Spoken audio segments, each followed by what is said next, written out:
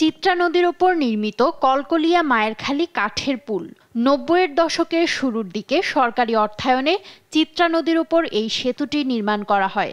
শেষবার সংস্কার হয় ২০০৫ সালে। সময়ের সঙ্গে সঙ্গে সেতুটি এখন ধ্বংসপ্রায়।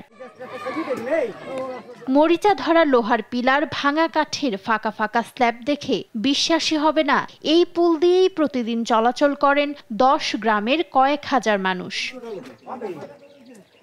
সেতুর পাশেই দুটি শিক্ষা প্রতিষ্ঠান, কলকলিয়া গুরুচরণ মাধ্যমিক বিদ্যালয় ও কলকলিয়া সরকারি প্রাথমিক বিদ্যালয়। নাজুক এই পুল দিয়ে বিদ্যালয়ে যাওয়া আসার সময় মাঝে মাঝেই দুর্ঘটনার কবলে পড়েন শিক্ষক, শিক্ষার্থী ও পথচারীরা। বিদ্যালয়ের ছেলেমেয়েরা অত্যন্ত ঝুঁকি নিয়ে, জীবনের সংখ্যা নিয়ে পারাপার হয়।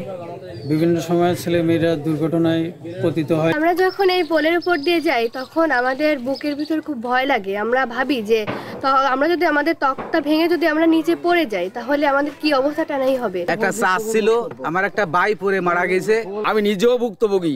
এই পড়ে যে বা পাড়ায় এমন ব্যথা পেয়েছি যা এখন হাঁটাচলা করতে খুবই অসুবিধা হয়। ভ্যান, মোটরসাইকেল সহ কোনো ধরনের যানবাহন চলাচলের জন্য এই সেতুটি উপযুক্ত না হওয়ায় স্থানীয় মাছ ও সবজি চাষিদের পরিবহন ব্যয় বাড়ছে বলে জানালেন স্থানীয় বাসিন্দা ও জাতীয় ফুটবল দলের সাবেক এই খেলোয়াড়। আমি সরকারের কাছে আকুল আবেদন জানাই এই ব্রিজটা দ্রুত ঠিক করে দেয় আমাদের জন্য। স্থায়ী সেতু নির্মাণে বিভিন্ন দপ্তরে বারবার দাবি জানিয়েও ফল হয়নি, তাই স্থানীয়রা চাঁদা তুলে নিজেরাই শুরু করেছেন সংস্কার কাজ।